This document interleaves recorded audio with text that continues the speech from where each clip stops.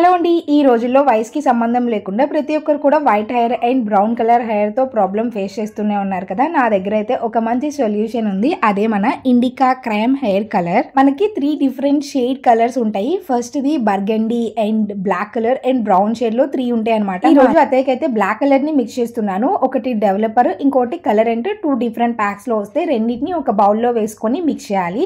మంచిగా మిక్స్ చేస్తేనే మనకి కలర్ కరెక్ట్ గా వస్తుంది అనమాట. ఇట్లాగా బౌల్లో వేసేసుకొని బ్రష్ తో బాగా మిక్స్ చేసుకుంటే మనకి ఈ కలర్ షేడ్ అవుతుంది. అప్పుడు మనము మంచిగా హెయిర్ కి అప్లై చేయాలి.